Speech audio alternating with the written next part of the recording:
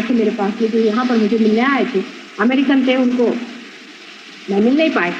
अब ये सही बात मेरे पास आए, मुझसे कहने लगे कि मुझे ऐसी इच्छा होती है कि मैं बहुत आत्महत्या करूँ, रोज़ मैं कोशिश करता हूँ आत्महत्या करूँ, बस मुझे यही एक बीमारी, मैं जिंदा ही नहीं रहना।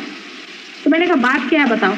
तो उन्होंने एक बड़े भारी योगी जी का नाम लिया। पहले वो मुझे ट्रांस में डाल देते थे और मैं जब होश में आता था तो मुझे ये इच्छा आती थी कि सबको मर्डर करूँ, मेरे माँ को मार डालूँ, बाप को मार डालूँ, भाइयों को मार डालूँ। इतनी क्रिमिनलिटी मेरे अंदर आती थी। तो मैंने बड़ा रेजिस्ट किया। जब रेजिस्ट किया तो मेरे अंदर ऐसी इच्छा आती है कि मैं अपनी जान ले रहा।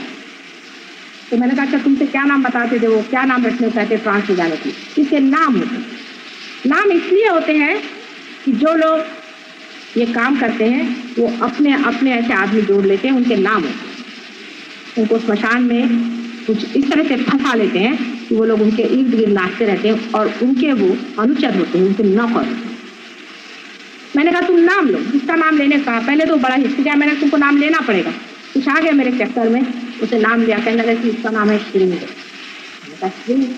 मैंने हाँ उनका बड़ा भारी स्वामी था और ये था। मैंने कहा पहले नाम तो लो। तो नाम लेते साथ उसके ऊपर में वो चीज़ आ गई मेरे सामने छुपने वाली। मैं कहा खबरदार जो तुम यहाँ से गए। उसके ऊपर मैं दूसरे आदमी की एक शक्ल देखती हूँ जो बिल्कुल काले रंग का है और बिल्कुल उसके ऊपर एक ही सींग सर में है और उसका नाम श्रींग है। मैंने उसको बांधा तब हमारा धंधा ही है। उनको बांध करके हम घर ले गए। हमने कहा आप बोलिए आगे, आप किस सिलसिले में इस लड़के पर बैठे। तब उन्होंने बताया कि ये जो योगी महाराज हैं जो अमेरिका गए थे और इन्होंने बड़ा रुपया बनाया, ये बड़े भारी पहुंचे हुए पुराने राक्षस हैं, आपके दुश्मन, आप समझ लीजिए। मैंने कहा मैं सबको समझी बैठी, आगे बोलिए। इनका ये विचार है कि संसार में एपिडेमिक ऑफ क्रिमिनलिटी लाना है। मैंने कहा भाई क्यों, इसलिए सबको मारने को लगे हो, उनको इससे क्या मिलेगा। कहने लगे कि आप इसमें यही वो चाहते कि संसार में अंधकार आए, सारे मनुष्य नष्ट हो जाएं, ये उनकी इच्छा है। इसमें तो कोई शंका की बात है ही नहीं कि वो चाहते ही हैं कि सब संसार के लोग नष्ट हो जाएं। लेकिन मैंने कहा कि ये नष्टता इस तरह से क्यों करना चाहते हैं, क्या उनके पास क्या आर्मी नहीं है अपनी।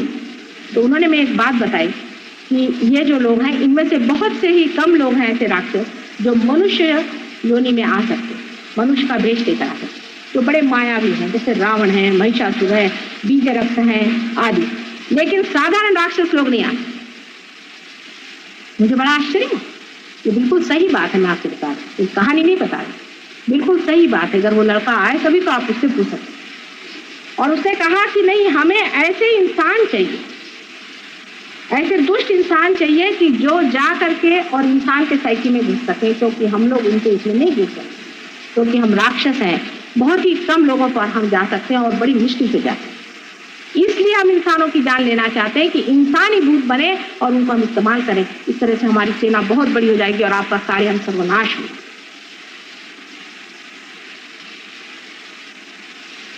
अब आप समझ लीजिए कि आप कौन सी जगह करें। एक बड़ा घोर संग्राम पीछे में चल रहा है, आपको दिखाई तो कुछ दे ही नहीं रहा।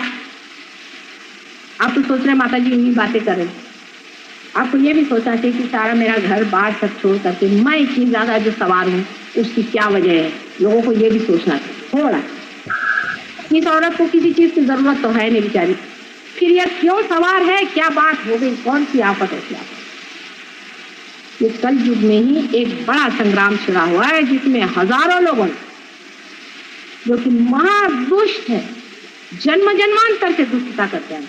हालांकि ये कहना चाहिए कि वो भी एक ही माँ के बेटे हैं, एक बेटे अच्छे होते हैं, एक महाबुरे निहायत खराब होते हैं। ऐसे हैं जो कि कभी भी अच्छे मार्ग में आए नहीं सकते, वो नष्ट करना चाहते हैं सारे संसार। इसका इलाज भी सहज है। पिंगला नाड़ी पर काम करने वाले लोग बहुत जल्दी यशस्वी हो जाते हैं, क्योंकि ये तो बीमारी है। आपको एक भाषण में सबके सब खत्म कर, आपको चाहे तो 1 मिनट में